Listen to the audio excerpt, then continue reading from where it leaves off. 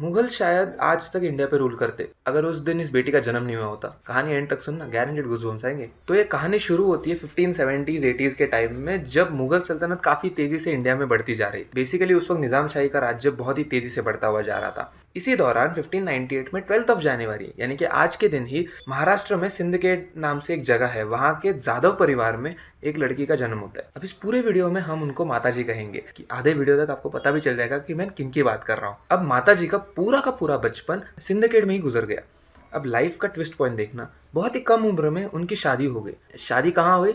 मराठवाड़ा के भोसले परिवार में। बेसिकली विदर्भ की जो बेटी है वो अभी मराठवाड़ा की बहू बन गई। और दोनों परिवार अपनी जगह पे बहुत ही बड़े परिवार थे, लेकिन लाइफ ने हमारी माताजी पे प्रॉब्लम्स छोड़ना नहीं छोड़ा। शादी के बिल्कुल कुछ ही साल बाद किसी हत्याकांड को लेकर दोनों परिवार में मतभेद निर्माण हो गए और इसी की वजह से दोनों परिवारों में काफी जोरदार झगड़े हुए। अब इधर भी समस्या खत्म नहीं हुई। इसी के 5 या 7 साल बाद हमारी जो माताजी है, उनके जो पिताजी थे, उनको निजाम शाही दरबार में बुलाकर बहुत ही धोखे से, बहुत ही गंदी तरीके से मारा गया। लेकिन प्रॉब्लम्स इधर भी खत्म नहीं हुई। हमारी माताजी को पूरे जीवन काल में टोटल 6 बच्चे हुए। उनमें से 2 लड़के थे और बाकी के 4 लड़कियां थी।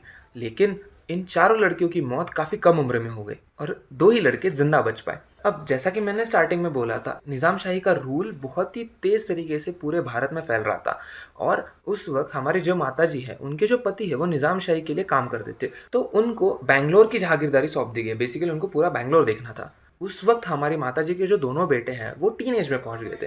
तो हमारे माताजी के जो पति हैं, उन्होंने क्या किया, माताजी और बेटों को पुणे भेजने का निर्णय लिया। बेसिकली माताजी और बेटों को पुणे की जहागीरदारी सौंप दी गई। ये उस टाइम का पुणे है जिस वक्त पुणे को एक बहुत ही घटिया और पनौती जगह मानते थे। मुगलों ने पुणे को लूटकर पूरा जलाकर राख कर दिया था। इसके ऊपर एक मुगलों का एक सरदार था, मुरार जगदेव, उसने पुणे में गधे से जमीन को जोत दिया था। मराठीत सांगायचं झालं तर त्यानं जमिनीत गाढवाने नांगर मारली होती। इस चीज़ को एक बहुत ही निगेटिव पर्सपेक्टिव से उस वक्त के लोग देख रहे थे और इसी चक्कर में जो भी लोग पुणे में रहते थे वो पुणे छोड़कर बाहर जा रहे थे। जब माताजी और उनके सुपुत्र उधर आए, तब उन्होंने निर्णय लिया कि भाई पुणे को वापस सुधारना है, हमें पूरे मुगल सल्तनत को जड़ से उखाड़ना है। धीरे धीरे धीरे करके पूरी जनता एक साथ करेगी। अब तक आपको समझ आ गया कि मैं किन की बात कर रहा हूँ। अभी तक भी नहीं आया?